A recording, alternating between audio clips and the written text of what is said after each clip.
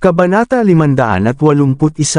Hinintay ng mga designer na makauwi ang mga bata at kinuha ang kanilang mga sukat.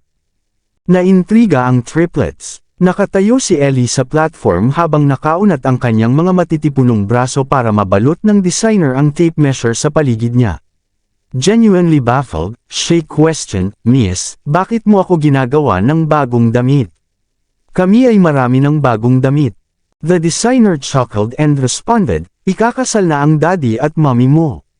You're one sa mga pangunahing tauhan at pati na rin ang flower girl. Kaya kailangan mo ng bagong damit. Ikakasal na sina daddy at mommy." Talaga, tuwang-tuwa si Robbie. Isang maliwanag na ngiti ang sumilay sa kanyang gwapong mukha. Kailan sila ikakasal? Bakit hindi ko alam ang tungkol dito? Dapat mangyari ito sa lalong madaling panahon. Nandito kami ngayon para tulungan ang mommy mo na magdisenyo ng damit pangkasal. Nakakamangha, halos mapatalon si Jamie sa tuwa.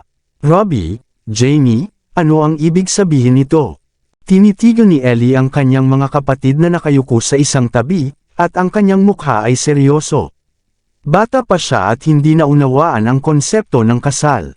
Ang pagpapakasal ay nangangahulugan na magiging legal na magkasintahan sina daddy at mommy. They'll be together forever and never be separated, mataimtim na sagot ni Robbie. Ang galing! Pinalakpak ni Ellie ang kanyang mabilog na mga kamay sa tuwa. Tapos magkakatuluyan tayong lahat. Walang maghihiwalay sa atin. Tama iyan. Tumango si Robbie bilang pagsang-ayon. Oo, napakasaya ko. Napuno ng hiyawan ng mga bata ang silid, na ginawang magaan at masaya ang kapaligiran. Ang kanilang kaligayahan ay gayon nakakahawa na ang mga designer at maids ay nakaramdam ng saya para sa kanila. Nasulya pa ni Charlotte ang maliwanag na ekspresyon ng mga bata nang dumaan siya sa silid. Isang napakaraming bilang ng magkasalungat na emosyon ang namumuo sa loob niya. Dapat masaya din ako, pero tungkol saan ang lahat ng pananabik na ito? Isang pamilyar na boses ang pumutol sa kanyang iniisip. Lumingon si Charlotte at nakita si Zachary na naglalakad pababa ng spiral staircase. Hinubad niya ang kanyang suit jacket habang papalapit sa kanya. "Bakit ang aga mong bumalik ngayon?" Nagulat si Charlotte nang makita siya. "Wala pang 5. Bumalik ako para sunduin kayo." Sumulyap si Zachary sa kanyang pinanood at nagbilin, "Go change your clothes. Dadalhin ko ang lahat para sa hapunan." "Ngayon na?" gulat na tanong ni Charlotte.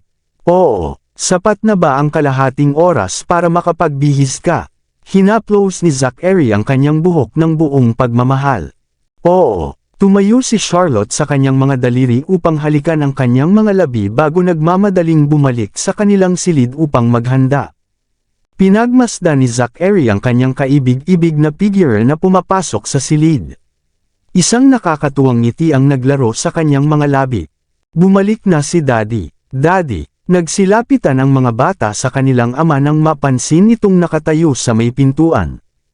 Yumuko si Zachary at ibinuka ang kanyang mga braso, niyakap ang tatlong bata sa isang yakap. Hinalikan niya sila sa noo at nagtanong, "Paano ito? Nakuha niyo na ba ang inyong mga sukat?" "Oo," sabay-sabay na sagot ng triplets. "Daddy, ikakasal ba talaga kayo ni Mommy?" Kailangan ni Robbie ng kumpirmasyon. Kumikislap na liwanag ang kumikinang sa maaliwalas niyang mga mata habang nakatitig sa kanyang ama. "Oo," ngumiti si Zachary at tumango. "Ang galing! Yay!" Ang kanyang tugon ay nagpadala sa mga bata sa isa pang yugto ng pagdiriwang. "I want to be the flower girl. I want to wear a beautiful dress." Umangat ang braso ni Ellie habang nagpahayag siya ng sabik, "Gusto kong tumayo sa gitna. Ako ang pangalawang anak, kaya dapat ako ang nasa gitna." Nakipagtalo si Jamie, nababahala tungkol sa pagkawala ng kanyang sentro sa pwesto. "Ellie, ikaw ang bunso, dapat ikaw ang huli." "Ayoko." Pinadyak ni Ellie ang paa sa galit. Ang kanyang maliit na mukha ay pulang-pula. "Babae ako, kaya kailangan kong pumagitna sa inyong dalawa. Magiging maganda lang ako sa ganitong paraan." "Ellie, Jamie," nagmamadaling sambit ni Robbie at ibinuka ang kanyang mga braso upang mapaghiwalay ang kanyang mga kapatid. "Maglalakad tayo ng magkatabi. Walang nasa harap o likod, at si Ellie ay maaaring nasa gitna. Magkatabing lakad, ulit ni Jamie. Saglit siyang nag-isip bago tumango bilang pagsang-ayon. Sige, pwede ka sa gitna, Ellie, mapagbigay niyang alok. Salamat, Jamie. Sinalubong ni Ellie ang kanyang kapatid, puno ng walang pighil na saya ang kanyang mabilog na mukha. Tapos gusto ko para hawakan ng singsing. Hindi, ako dapat ang may hawak ng singsing. Ang sigasig ni Ellie para sa kasal ay nagdulot ng isa pang pagtatalo kay Jamie. Ibinigay ko na ang sentro para sa iyo. Paano ka? Gusto kong hawakan ang singsing. Nagsimulang maging galit na galit si Ellie. Nangingilid ang luha sa malado niyang mga mata. Ellie, mas magiging maganda ka habang may hawak na bulaklak. Mabilis na si Robbie. Ang tagapamagitan sa tatlo, pinatahimik ang kanyang kapatid na babae. Para kay mommy ang mga bulaklak. Ang ganda mo kapag hawak mo ito. Tama, ang gaganda mo na may hawak na bouquet dahil babae ka. Para kang anghel, tumunog si Jamie. Sige, hahawakan ko ang bouquet. Dahil sa panghihikayat ng kanyang mga kapatid, si Ellie ay sumuko sa huli. Kung gayon sino ang dadala ng singsing? Siyempre magiging akin. Nagtaas ng kamay si Jamie. Magkakaroon ng 2 kahon ng singsing. Maaari tayong magdala ng tig-iisa. Ako ang magdadala ng kay mommy habang hawak mo ang kay daddy. Hinati ni Robbie ang mga gawain ng pantay-pantay. Sige, susundin natin yan. Natagpuan ni Zachary na kaibig-ibig ang talakayan ng kanyang mga anak, at hindi sinasadyang yumuko ang kanyang mga labi. Tingnan niyo kayo, lahat nag-aalala tungkol sa kasal. Sige, bumalik na kayo sa mga kwarto niyo para magpalad. Aalis na tayo, malapit na. Palabas. Daddy, saan tayo pupunta? Agad na nag-pipe up ang mga bata. Dadalhin ko kayong lahat sa hapunan. Pinisil ni Zachary ang mga mukha nila. Nakukuha na si mommy na handa na. Dapat niyong gawin ang pareho. Oo, ang galing. Napasigaw ang mga bata sa tuwa. Sinenyasan ni Zachary ang mga medical staff na ibalik ang triplet sa kanilang mga kwarto. Masayang pinipili ni Charlotte ang kanyang damit nang magsimulang pumipintig ang kanyang ulo sa sakit. Nag-aalala yun baka may makaalam sa kanyang kalagayan, hinawakan niya ang kanyang noo at nagmamadaling pumasok sa banyo. Sa pagkakataong ito, ang sakit ay sinamahan ng pagdurugo ng ilong. Si Charlotte ay nabalisa. Mabilis niyang nilock ang pinto ng banyo at nag-hover sa ibabaw ng lavabo. Ang mga batik ng pula at batik-batik na puting porselana. Nagtapik siya ng malamig na tubig sa likod ng kanyang leeg, umaasang mapipigil nito ang dumudugo ang ilong. Walang tigil ang pagtulo ng dugo sa ilong niya. Isang alon ng paghihirap ang dumaan sa kanya, at siya ay bumagsak sa sahig habang siya ay napadadala sa sakit. Nang bumalik si Zachary sa kwarto nila para magpalat, wala na si Charlotte.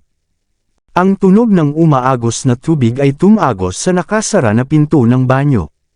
Hindi muna ito pinansin ni Zachary at abala sa pagpapalit ng damit. Gayunpaman, napagtanto niya pagkaraan ng ilang sandali na walang paggalaw sa likod ng pinto. Nang makitang kakaiba ang sitwasyon, kinalampag ni Zachary ang pinto gamit ang kanyang mga palad. Charlotte, handa ka na ba? Walang tugon. Pinihit ni Zachary ang doorknob ngunit napagtanto niyang nakalock pala ito.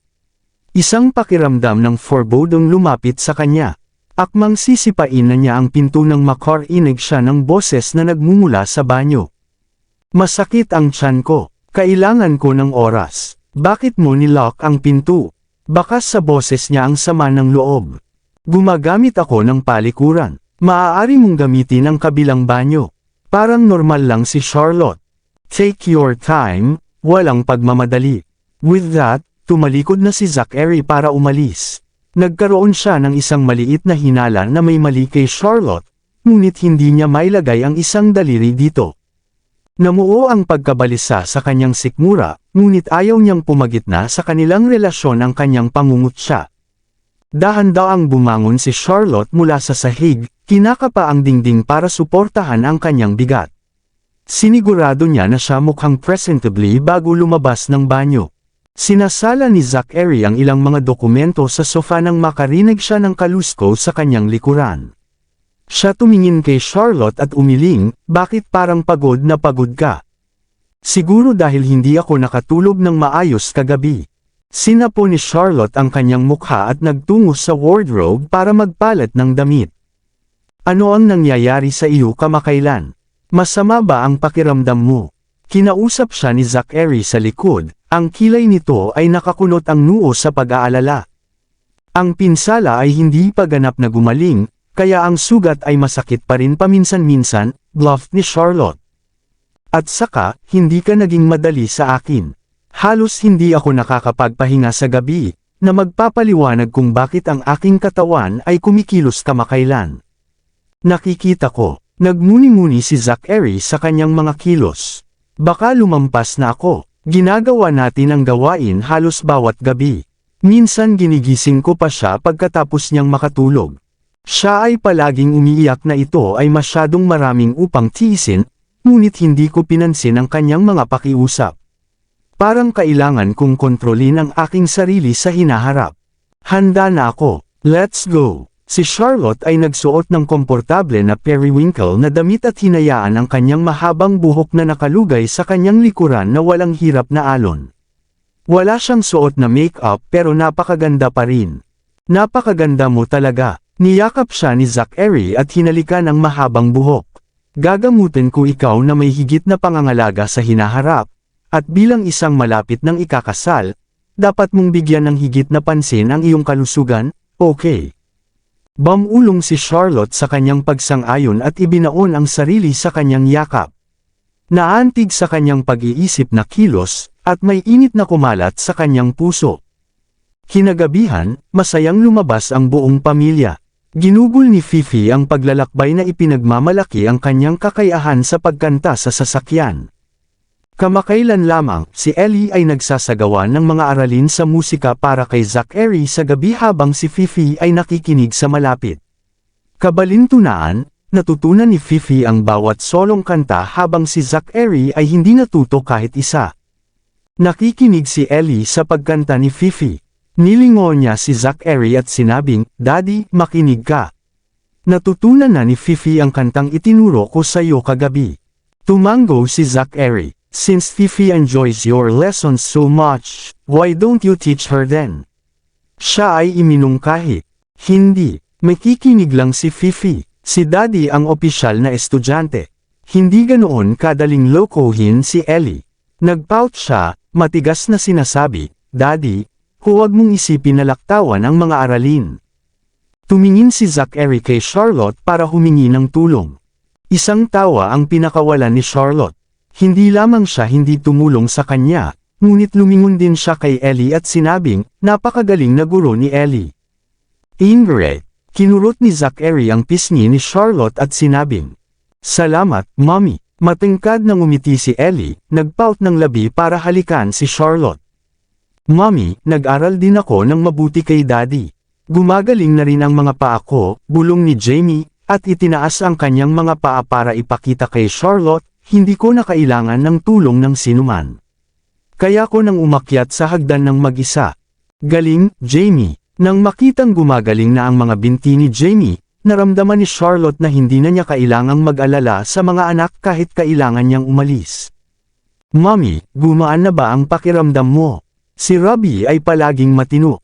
Sa halip na gusto niya ng credit, siya sa halip ay nagpakita ng pag-aalala sa kalagayan ng kanyang ina. "Mas maganda ako," sagot ni Charlotte, hinaplos ang kanyang maliit na pisngi. "Ano naman sayo? Kumusta ang iyong lessons with Daddy?" "Marami akong nakuhang kaalaman. Sabi ni Daddy papayagan niya akong pumasok sa elementarya sa susunod na semestre," pagmamalaki ni Robbie. "Nalampasan ko na ang curriculum ng kindergarten. Elementary school, 4 years old ka lang next semester." Nagulat si Charlotte. Lumingon siya na tumingin kay Zachary at nagtanong, "Okay lang ba talaga iyon?"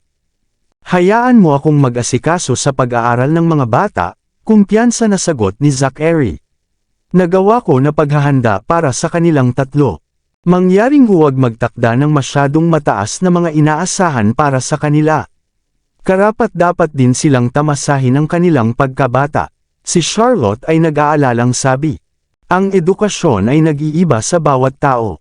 Alam ko kung ano ang angkop para sa bawat isa sa kanila. Huwag mag-alala, sumulyap si Zachary sa kanyang wristwatch. We're reaching soon. Ano ang dapat nating gawin? Magsuot kayo ng sapatos at jacket. Ang mga bata ay agad na nagsuot ng kanilang mga sapatos ng maayos, na nag-practice nito maraming beses bago. Natigilan si Charlotte, nanunood ng may pagkamangha. Dati, kapag inilabas niya ang mga bata kasama si Mrs. Berry, laging magulo ang eksena. Gayunpaman, natutunan nilang isuot ang kanilang mga sapatos sa isang alon, at kumilos na may isang solong paalala mula kay Zachary. Aasahan niya iyon kay Robbie, dahil noon pa man ay isa itong malaya at matinong bata. Pero si Jamie at si Ellie ay naging spoiled mula nang ipanganak. Ang katotohanan na natutunan nilang maging independent sa isang maikling panahon. Ang dami ng oras na nakakapagpasaya sa kanya. Isuot mo ng maayos yang jacket mo. Ang lamig sa labas. Naglagay si Zachary ng jacket sa balikat ni Charlotte at binuhat siya pababa ng sasakyan. Nagsuot na ng sariling sapatos ang mga bata at sila na mismo ang lumabas ng sasakyan habang ang mga bodyguard at mga medikal na kawani ay nanunood sa labas, na natatakot na sila ay makaligtaan ng isang hakbang at mahulog. Tumaas ang kilay ni Jamie at bumantong hininga. Si Mommy lang ang inaalala ni Daddy. Wala siyang pakialam sa atin. Ginagaya ang mga linya sa TV, nagpout si Ellie at sinabing, nagmamahalan sina Daddy at Mommy. We're merely na mga aksidente. Sana maging ganito na lang sila nakaibig-ibig magpakailanman. Pinagmasdan ni Robbie ang kanilang mga back view na may maliit na ngiti. Dahil sa ihip ng hanging dagat, ang manager ng restaurant ay naghihintay sa lamig sa pasukan ng ilang oras. Binuhat ni Zachary si Charlotte at pumasok sa seaside restaurant. Mainit ang kapaligiran at romantiko habang sinasabayan ng malambing na himig ng piano ang tunog ng mga alon. Gayunpaman, isang partikular na yate na nakaparada malapit sa baybayin ang nakakuha ng atensyon ni Zachary. Gumawa siya ng kilos ng kamay. Nang walang palitan ng mga salita, agad na nagtungo ang isang bodyguard para imbestigahan ito. Ano yun? May nakita ka bang kakilala mo? Sa sandaling nakasama si Zachary, si Charlotte ay naintindihan niya ang mga nangyayari. Alam niya ang bawat kahulugan sa likod ng bawat sulyap o galaw ng kamay nito. I guess, binuhat siya nito hanggang sa upuan niya. Tinulungan ng mga medikal na kawani ang mga bata sa kanilang mga upuan. Maging si Fifi ay may sariling dedicated spot.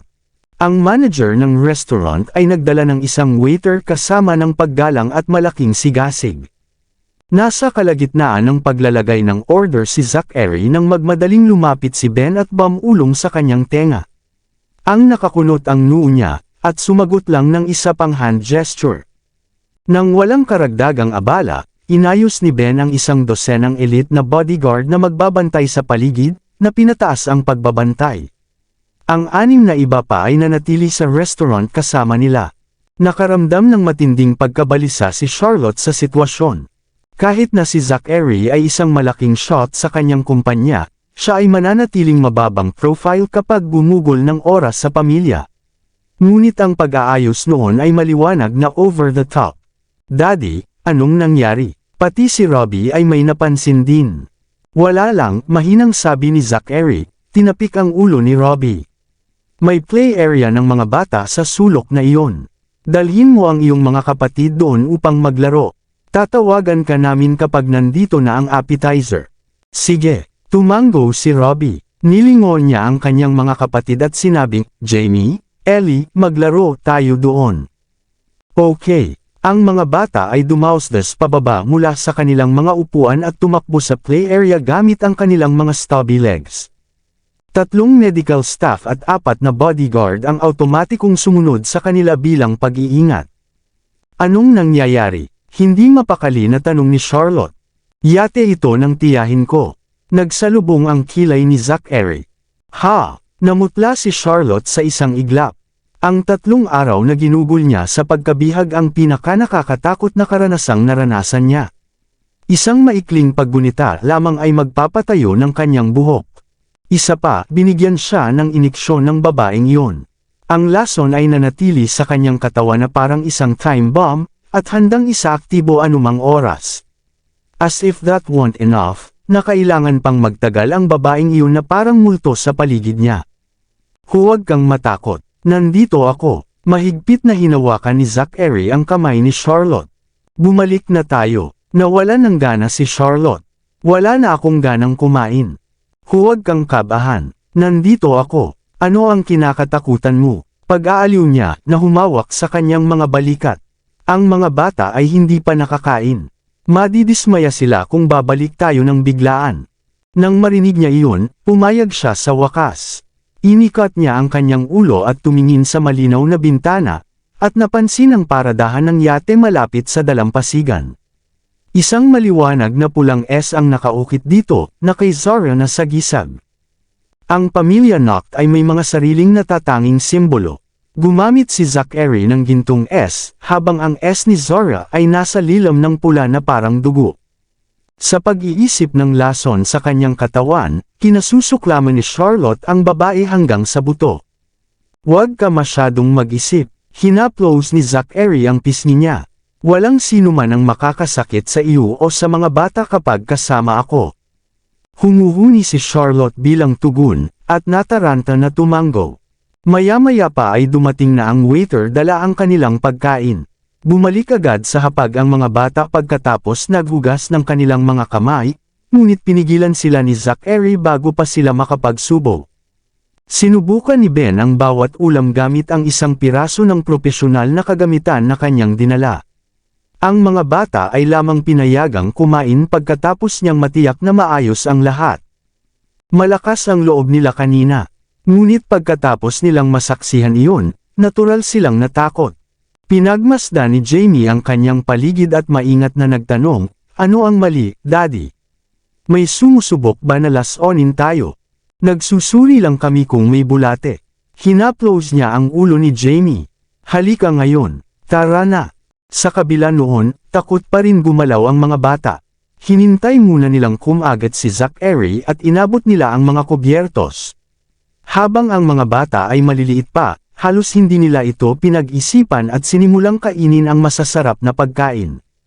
Pero wala pa ring ganang kumain si Charlotte.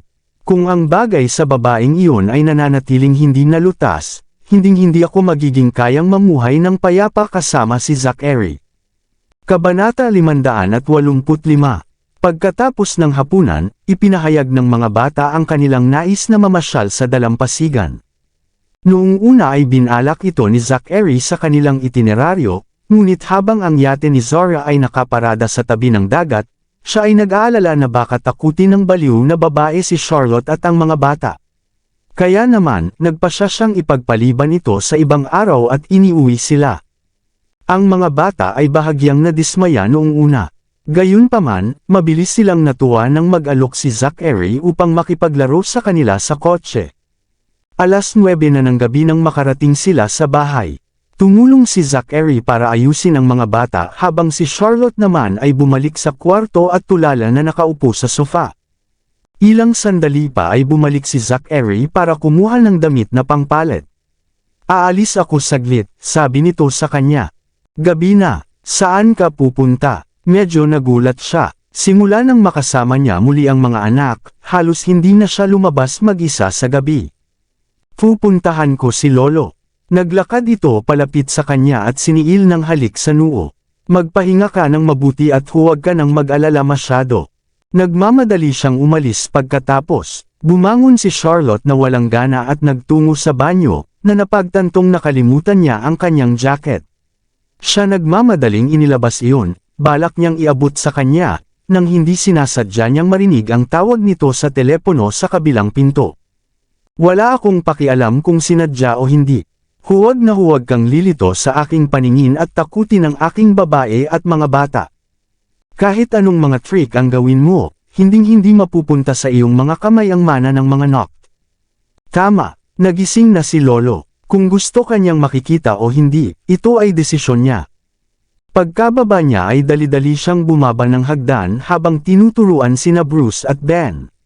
"Darating si Bruce na kasama ko, Ben. Manatili ka sa bahay para bantayan si Madam at ang mga bata." Oo, sa pagsaksi nito, nagkaroon ng hindi maipaliwanag na pakiramdam si Charlotte. Gusto ni Zachary na protektahan ang mga bata at ako ng buong puso, habang ang iniisip ko ay umalis. Alam niyang hindi niya ito dapat pabayaan. Sa halip, kailangan niyang ayusin ang sarili, na hanapin si Dr. Felch, at alisin ang lason sa kanyang katawan, at bumalik upang pakasalan siya. Ang gusto lang niya ay palakihin ang kanilang mga anak na magkasama at mamuhay ng maligaya magpakailanman. Habang siya ay nawawala sa kanyang pag-iisip, tumawag si Jeffrey Judd. Miss, nahanap na namin si Dr. Felch. Talaga, ang galing. Tuwang-tuwa si Charlotte. Nasaan siya? Sa Phoenix City, mga 800 kilometro ang layo mula sa H-City.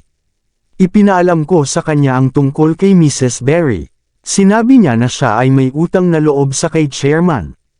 Si Mrs. Berry ay ang matandang butler ng Wintz at inaalagaan ka ng mabuti. Kaya naman, gagawin niya ang lahat para gamutin siya. Okay, ipadala sa akin ang kanyang address at mga contact details. Hahanapin ko siya sa loob ng 2 araw, sabi ni Charlotte, pakiramdam na medyo emosyonal. Oo naman, ipinadala kaagad ni Jeffrey ang impormasyon. Anong mangyayari sa mga bata habang kayo ni Mrs. Berry ay nagpapagamot? Bakit hindi ko na lang samahan si Mrs. Berry? No need. Don't worry. I'll arrange everything. Let me go inform Mrs. Berry of the good news. Sige, tawagan mo ako kung meron. Okay, salamat. Pagkababa ng tawag, nagmamadaling bumaba si Charlotte para hanapin si Mrs. Berry para sabihin sa kanya ang magandang balita. Tuwang-tuwa si Mrs. Berry at nag-aalalang sinabi, kung gayon ay pumunta tayo bukas ng umaga. Kailangan kong samahan si Zachary sa isang kasal sa tanghali. Pupunta tayo sa gabi. Halos hindi na kaya ni Charlotte na maghintay din. I'll let him know later. Ihanda mo na ang mga bagahe ko bukas ng umaga. Aalis tayo kaagad kapag ako ay nakauwi ng bahay. Sige, tumango si Mrs. Berry. Kailangan pa ba tayong sumakay ng eroplano papuntang Phoenix City? Nakita mo na ba ang address? Meron ako. Medyo malayo ang lugar at medyo malayo ang layo sa airport. Higit pa maginhawang sumakay ng tren. Ibigay mo sa akin ang iyong identity card. Ipapabook ko kaagad ang mga tiket. Okay, mabilis silang nagplano ng kanilang itinerary at nagbook ng mga tiket sa tren. Ang natitira lang ay maghintay sa susunod na araw. Sa pag-iisip na makita si Dr. Felch at magpagamot, puno ng pag-asa ang puso ni Charlotte. Siya ay hindi makapaghintay na mapawi ang lason at bumalik upang pakasalan si Zachary. Bumalik lang si Zachary sa kalagitnaan ng gabi nang mahimbing na ang tulog ni Charlotte. Naligo siya at maingat na umakyat sa kama, niyakap siya nito. Bumalik ka na, mahinang sabi ni Charlotte, at naramdaman ang pamilyar niyang hininga. Inikat niya ang kanyang ulo sa paligid lamang at sasalubungin ng kanyang nakakapasong halik. Si Zachary ay patuloy na nagnanais ng higit pa at gustong-gusto niyang i-absorb siya sa kanyang katawan kung magagawa niya. Matagal na siyang nasanay sa hilig nito. Ang kanyang katawan ay kasing lambot ng isang batis ng bukal na tubig gaya niya na malumanay na sumabay sa kanyang pangunguna, at natutunaw sa kanyang yakap. Maya-maya pa ay mas lalong lumalim ang mga halik niya.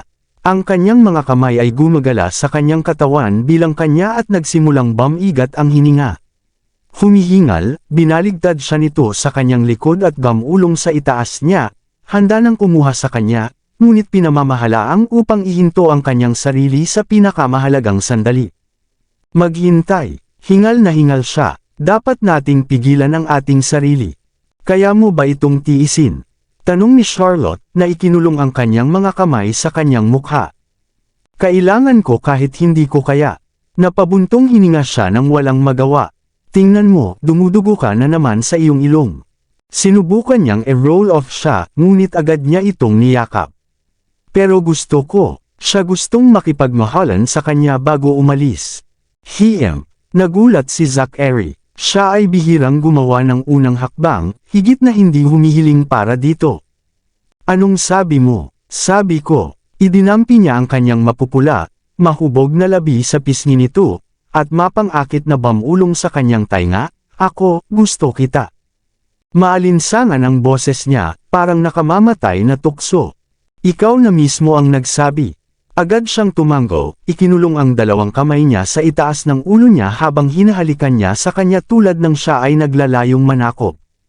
Mabilis na napuno ng kanilang nag-aalab na pagnanasa ang silid. Ang dalawa sa kanila, na labis na nagmamahalan, ay magkaugnay ang isa't isa ay parang dalawang ubas na mahigpit na pinagsanib ng walang hanggan. Noong gabing iyon, si Charlotte ang pinakamahilig sa kanya. Si Zachary ay walang kabusugan, na hindi makahawak at bumalik siya kahit gusto niya. Maya-maya pa ay kumalma na sila at magkayakap. Dahan-daang sumingit si Zachary sa kanyang mahabang buhok gamit ang kanyang mga daliri, na hinihimok siyang matulog. Nakabalot sa kanyang yakap, sinabi ni Charlotte, babalik kami ni Mrs. Berry sa kanayunan pagkatapos ng kasal bukas. Bakit biglaan? Kumunot ang noo ni Zachary, na hindi mapakali. May nangyari ba? Wala. Kumalas siya sa yakap nito. I want to return to have everything settled para makabalik ako mas maaga para pakasalan ka. Nang marinig iyon, nawala ang pag-aalala ni Zachary. Itinaas niya ang mukha nito, hinalikan siya sa noo. Gagawin natin na mamuhay ng maligaya. Niyakap siya nito ng mahigpit. Mag-isa kaming pupunta ni Mrs. Berry sa istasyon ng tren bukas. Magpapahatid kami sa Happy Avenue pagkatapos. May gusto akong makuha mula doon. Sige, bahagya niyang tinapik ang likod niya. Matulog na tayo. Hinalikan niya ito ng magandang gabi bago niyakap ito, nakatulog ng mahimbing. Sa sandaling iyon, puno ng pag-asa ang puso ni Charlotte. Nadama niya na maaaring alisin ni Dr. Felch ang lason sa kanyang katawan, at siya ay makakabalik upang pakasalan si Zachary. Dahil doon, nagawa niyang magkaroon ng maayos at mahimbing na tulog kahit minsan. Sa kabaligtaran, nagkaroon ng bangungot si Zachary. Nanaginip siya na si Charlotte ay naaksidente, ang kanyang duguan na katawan na nakahiga na walang buhay sa kagubatan. Nagising siya, likas niyang sinuri ang mahimbing na tulog na babae sa kanyang mga bisig. Hindi niya maiwasang hindi mapalagay. Karaniwang hindi ako nananaginip o nakakaramdam ng ganito. Ano ang mali sa akin kamakailan? Parang nararamdaman niya, ang natutulog na si Charlotte ay umikot sa bewang niya para aliwin siya, at diniinan ang mukha nito sa dibdib niya. Ngunit si Zachary ay hindi na nakabalik sa antok. Hinawakan siya nito sa parehong posisyon, tahimik na nakatitig sa kanya hanggang sa sumikat ang araw. Nang magising si Charlotte mula sa mahimbing na tulog, agad niyang naramdaman ang isang pares ng mga mata na nakatingin sa kanya. Gising ka na. Ipinikit niya ang kanyang mga mata na inaantok. Inangat ni Zachary ang mukha niya. Hayaan mo akong samahan ka pabalik sa kanayunan. Natigilan siya saglit. Marami kang trabaho sa kumpanya. Tsaka si Mr. Knock lang ay kakagising lang. Ang mga bata ay nasa bahay din. Paano ka aalis? Then I'll send some people along with you. I don't feel it's safe for you and Mrs. Berry to travel alone. Mukhang determinado si Zachary. Ano ang dapat ipag-alala? Nagmamadaling idinagdag ni Charlotte, walang makakaalam kung aalis kami ni Mrs. Berry nang hindi gumagawa ng malaking ingay, di ba?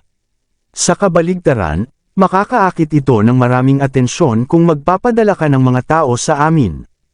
Bakit ba napakasuwi mo? Sige, oras na para bumangon ako. Nangako akong ipaghahanda ang mga bata ng almusal. Bumangon si Charlotte at determinadong tinungo ang banyo.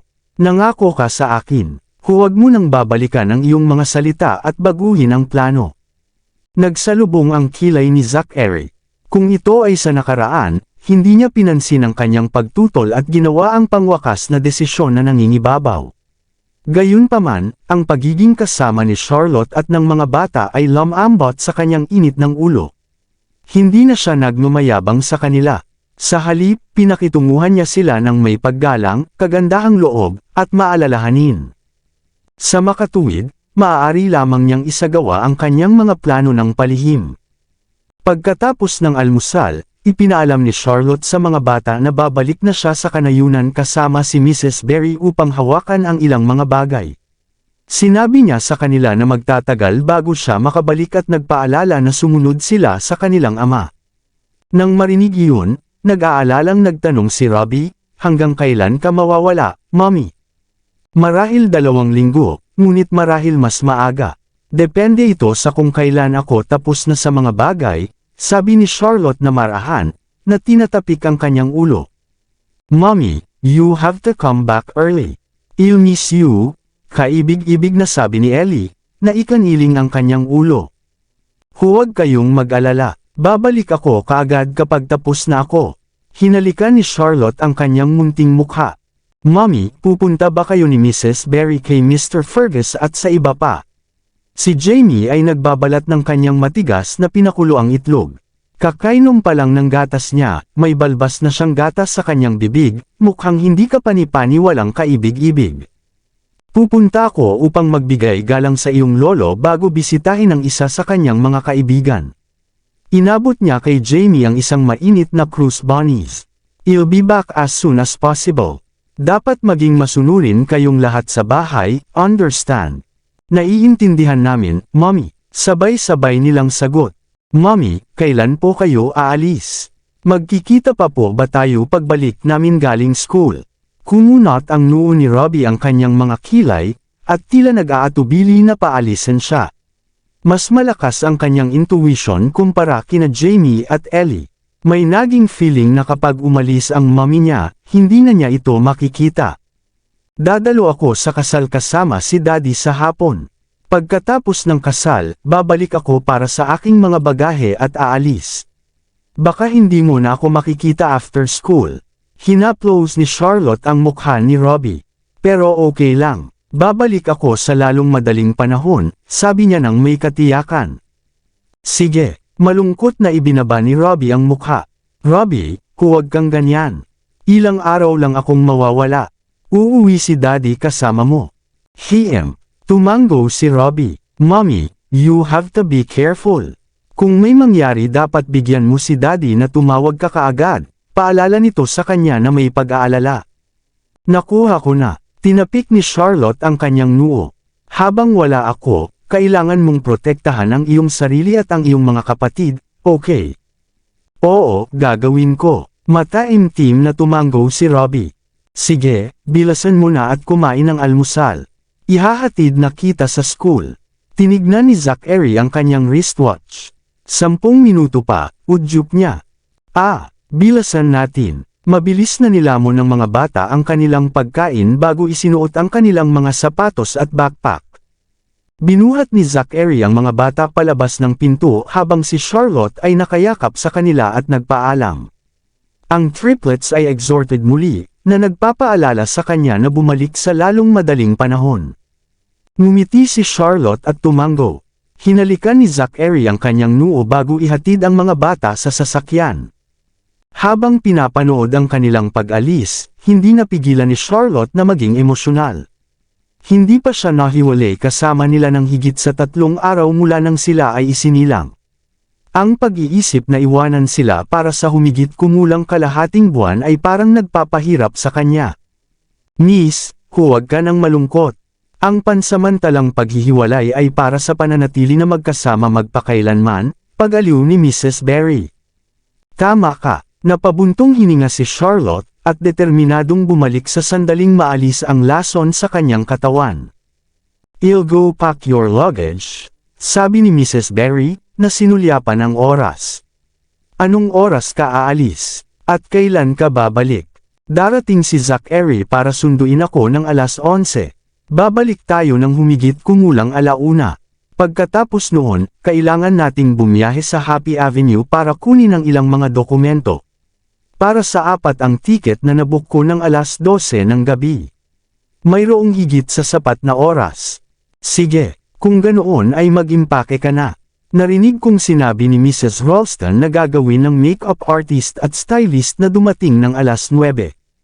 Ang make-up artist at stylist ay tapos na sa hitsura ni Charlotte ng mas maaga ng 10 minuto kaysa sa binalak. Pagtingin sa sarili sa salamin, nag-aalala siyang nagtanong, itataas ba nito ang sarili? Miss Wind, ang damit, at mga accessories na pinili mo ay hindi gaanong mahalaga. Hindi mo kailangang mag-alala, ang nakangiting sabi ng stylist. The makeup artist then added, "The thing is that you're too beautiful with an amazing figure. Yung bride maaaring talagang walang kapantay sa iyo. Imposible yan." "The bride's very beautiful," mahinhin na sagot ni Charlotte. Sa sandaling iyon, narinig niya ang tunog ng sasakyan mula sa labas. Iniisip na baka si Zachary ang nandito at sunduin siya, kinuha niya ang kanyang pitaka at agad na lumabas. Gayunpaman, ang tumanggap sa kanya sa ibaba ay si Ben. "Miss, nandito ako para ihatid ka sa kasal." "Nasaan si Zachary?" Inangat niya ang ulo niya para tumingin sa labas. Walang bakas ng nasabing lalaki. Napigilan si Mr. Noct at hindi siya makakarating sa oras. "Hiniling niya sa akin na pumunta para dalhin ka muna. He'll meet you at the wedding venue," paliwanag ni Ben. "Sige." Walang labis na pag-iisip, sinundan niya si Ben sa kotse. Hinabol siya ni Mrs. Berry at pinaalalahanan, "Miss, hihintayin kita sa bahay." "Alam ko." Tumawa siya, "Babalik ako kaagad." Tumango si Mrs. Berry, pinapanood ang pag-alis ng sasakyan. Sa kotse, napansin ni Charlotte si Ben na patuloy na sinusuri ang kanyang telepono. Hindi niya mapigilan na magtanong, "May nangyari ba?" "May nangyari sa kumpanya. Kasalukuyang pinangangasiwaan ito ni Mr. Noct," sagot ni Ben na hindi nagpaliwanag. "Huwag kang mag-alala, mga walang kwentang bagay lang." "Oh," pinili ni Charlotte na huwag nang magtanong pa. Kahit na ito ay isang malubhang bagay sa kumpanya, siya ay hindi makakatulong sa anumang paraan. Bukod dito, naniniwala siyang walang hindi magagawa si Zachary na hawakan. Gayunpaman, may isang bagay na hindi niya maintindihan. Bakit gustong dumalo ni Zachary sa partikular na kasal na iyon, at matatag na sumama siya?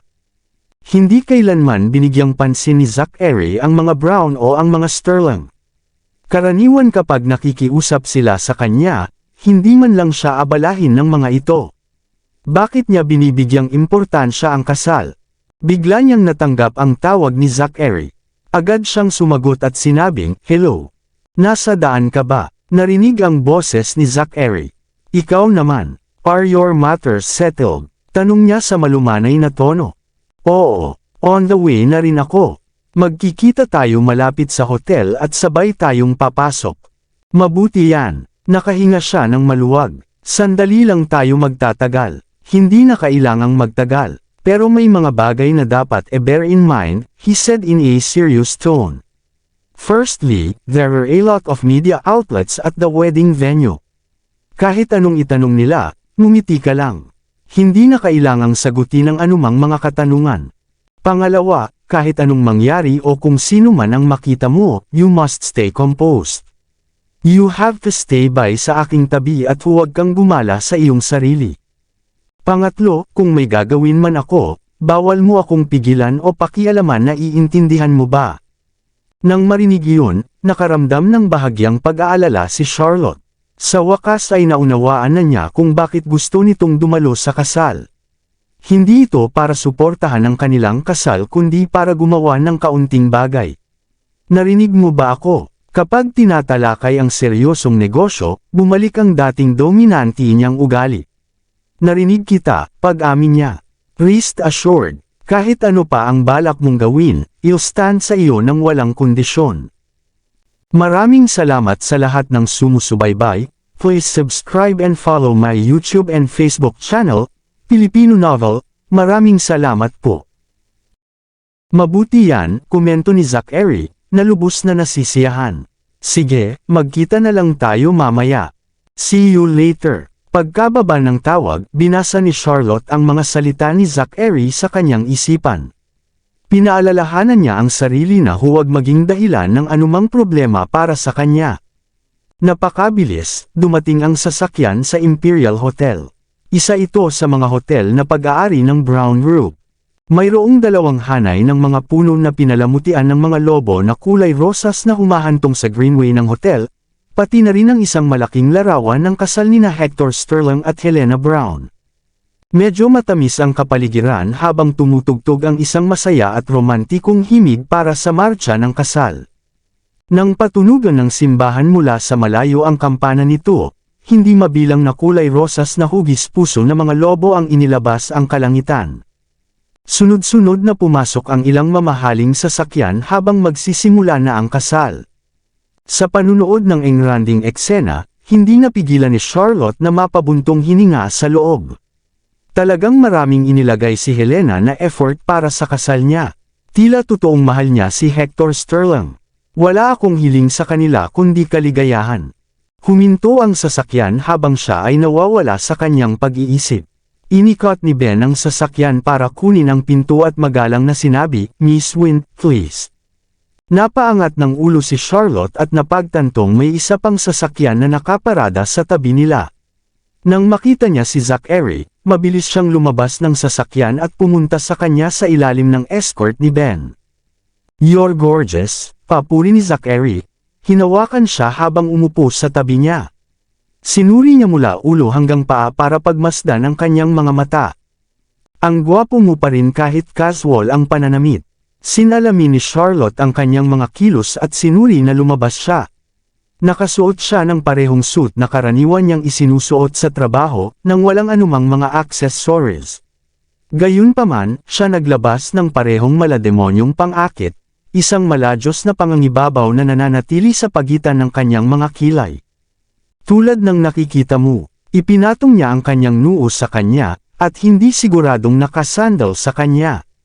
"Stop playing," nahihiyang umatras si Charlotte, gamit ang dalawang kamay para hawakan siya sa balikat. May mga tao sa paligid. 2 beses na natuyo si Bruce. Sa kabilang banda, nasanay na si Marino na siyang driver. "Fine, I'll stop teasing you." Kinurot ni Zachary ang pisngi niya at niyakap siya. Nang kausapin niya sana siya tungkol sa pagbabalik niya sa kanayunan, biglang binanggit ni Bruce. "Mr. Noct, ito ang mga Lindbergh." Pinihit ni Zachary ang kanyang ulo at tumingin sa kanya. Nakita niya ang isang kakaibang Maybach na dumaan sa kanila. Ang pilak na kulay ay ginawa itong medyo low profile na kulay. Gayunpaman, ang talagang nakakaakit ng pansin ay ang natatanging plaka ng lisensya nito. Isang sulyap at masasabi ng sinuman na ito ay kabilang sa pamilya Lindbergh. Dahil may linya ng mga sasakyan sa harapan, sabay na huminto ang Maybach at Rolls-Royce. Pinaghiwalay ng mga bintana ng kotse, hindi malinaw kung sino ang eksaktong nakaupo sa kabilang kotse. Gayunpaman, ang mamamatay tao na aura ay naramdaman kaagad ng magkatinginan ang dalawa. Hindi maipaliwanag na kinabahan si Charlotte. Sinulyapan niya ang kabilang sasakyan at maingat na nagtanong, "Iyan ba ang mahigpit mo na kaaway?" Minsan na niyang kinutya si Zachary, at hindi niya maintindihan kung bakit gusto nitong dumalo kay Hector Sterling sa kanya pangunahing kaaway sa kasal. Sinabi sa kanya ni Zachary, "The two of them are unfit to be my rival." However, may true karibal talaga sa kasal. Bagamat hindi gaanong ibinunyag ni Zachary, mahinang naramdaman ni Charlotte ang taong nasa kabilang sasakyan ay malamang na ang kanyang tunay na karibal. "Okay," tumango si Zachary, at binawi ang tingin. "Ito ang pamilya Lindbergh." Nabalitaan ni Charlotte ang tungkol sa pamilya Lindbergh. Sinasabing kontrolado ng mga Lindbergh ang Hilaga habang ang kinokontrol ng mga Noct ang Timog. Magkatabi ang pagsulong, ang mga posisyon ng dalawang maalamat na pamilya ng negosyo sa hindi natitinag na imperyo ng negosyo. Sa kasalukuyang larangan ng negosyo, walang ibang kapantay sa mga Noct maliban sa Lindbergh family. Minsan may nagsabi, kung ang dalawang pamilyang iyon ay magbubuo ng isang alyansa, hindi na sila magagapi. Ang hari ng imperyo ng negosyo ay walang alinlangan na sila. Nakalulungkot na ilang dekada nang magkaaway ang dalawang pamilya. Ang mga naunang henerasyon noon ay parang nag-aaway, ang kanilang buhay ay nakasalalay dito, na nagdadala ng malalim na mga awayan. Kahit na ito ay nalutas sa huli at sila ay kapwa sumang-ayon na isipin ang kanilang sariling negosyo, ang isang pakikipagtulungan ay wala pa rin sa tanong. Sa simula, tila ang dalawang pamilya ay magpapatuloy sa kapayapaan. Gayunpaman, ang Lindbergh Korporasyon ay ipinasa sa bagong kahalili nito kamakailan.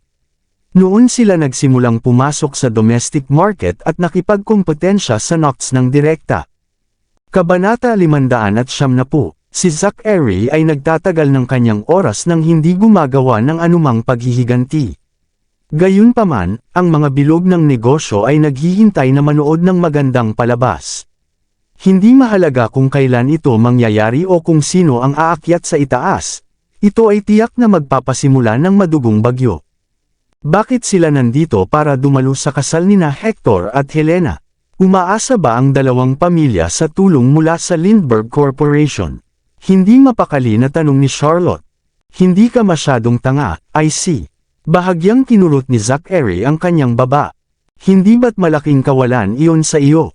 Umasim ang ekspresyon niya. On top of that, you're dismissing sa pakikipag-ugnayan sa Cinder Group. Kung ang Cinder Group ay makakahanay sa mga Lindbergh kung gayon. Nakaalay na sila. Pinunasan ni Zachary ang kanyang mga sentido. We'll settle everything here once and for sa lahat. Talaga, namutla sa takot si Charlotte.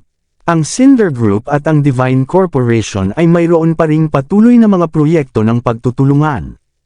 Paano siya makakahanay sa mga Lindbergh sa sandaling ito? Ayon sa mga regulasyon sa kontrata, kailangan nilang magbayad ng 10 beses sa kanilang kapital sa kaso ng paglabag. Sa totoo lang, nakasaad sa kontrata, but anyhow, it was my fault.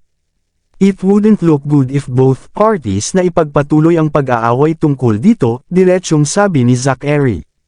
Higit sa lahat, may utang na loob ang mga knock kay Taylor Blackwood. Hindi ko sila mapapaubo ng kabayaran pagkatapos. Well, terminate the projects, dismiss the contract, and call it quits. Mula ngayon, wala na kaming utang sa pamilyang Blackwood. Hindi makasagot si Charlotte sa kanyang sinabi. Mga tagalabas na hindi malinaw tungkol sa maaaring isipin ng sitwasyon na si Zachary ay mayabang at mapusok.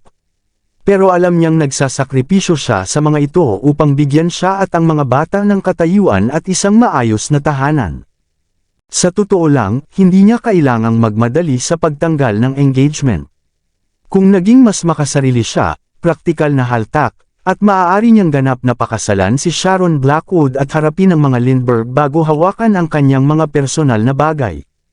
Gayunpaman, iba ang pinili niya. Mas gugustuhin niyang bigyan siya ng pangalan at ang mga bata, kahit na ang ibig sabihin nito ay pagbabalik tanaw ng napakalaking halaga ng presyon at mga panganib. Ganyan inaako ng isang tunay na lalaki ang kanyang responsibilidad. Kung gayon, hindi ba ikaw ay nasa isang disadvantaged na posisyon ngayon? Sa pag-iisip ng pressure si Zachary sa balikat na mag-isa, kumikirot ang kanyang puso. Ang mga Lindbergh ay may suporta ng mga Brown, Sterling, at ang Blackwoods, na ginagawang doble ang lakas nila. Samantalang ang Knock Group ay hinati nito ang asset sa dalawa simula pa noong una. Napakahirap para sa iyo na labanan ang mga Lindbergh ng mag-isa. It's not easy, but don't worry, your hubby, is more than capable enough to handle it. Si Zachary ay hinaplos ng buong pagmamahal ang kanyang mukha. I'm sorry, ako ang humila sa iyo pababa. Labis na nakonsensya si Charlotte. Kung hindi dahil sa kanya, ayan at hindi magiging mga hinaing sa pagitan ni Zachary at ng mga Brown at Sterling. Hindi niya sana sinira ang lahat ng ugnayan sa Blackwoods, o alinman. Dahil dito, masasabing sumalungat lamang ang tatlong pamilya kay Zachary dahil sa kanya. No wonder minsan tinawag siya ni Henry na femme fatale. Sa katunayan, may ilang katotohanan dito. Babaeng tanga, kumunot ang noo ni Zachary. Kailangan mong magkaroon ng tiwala sa akin. Sige, tumanggo siya at iniba ang usapan. May isang bagay na hindi ko masyadong maintindihan, bakit papayagan ba ni Mr. Blackwood si Sharon na kumilos ng kusa? Wala ba siyang pakialam? Ang mga share ng Cinder Group ay pag-aari na ng Blackwood mother-daughter duo. Si Taylor ay hindi kasing ganda ng ginawa niya. Hindi niya kayang bantayan sila. Si Zachary ay parehong hindi nakaimik ng magsalita tungkol dito. Si Sharon ay pinalaki sa mga lansangan mula pa sa murang edad at nakaranas ng ilang paghihirap. Si Taylor ay pakiramdam niya ay utang niya ito sa kanya at naging labis na mapagbigay. Idagdag pa iyon sa kanyang katalinuhan at kakayahan, Ibinigay ni Taylor ang kumpanya sa kanya nang walang mga inaasahan na ang kanyang biological na anak na babae ay mananakop sa mga ari-arian ng pamilya at ibagsak siya. Napatulala si Charlotte. Masyadong walang awa si Sharon. Paano pa niya makakamit ang kadakilaan kung hindi siya walang awa? Nagtaas ng kilay si Zachary. Kung lahat tulad mo, ang mundo ng negosyo ay magiging mapayapa. Sige, she pouted unhappily. Inangat niya ang mukha niya at ngumisi. Gayunpaman, kahit na mukha kang simple-minded at half-witted, ikaw ay nagawang lupigin ang isang haring tulad ko. Sa makatuwid, ikaw ang pinakamahusay sa lahat.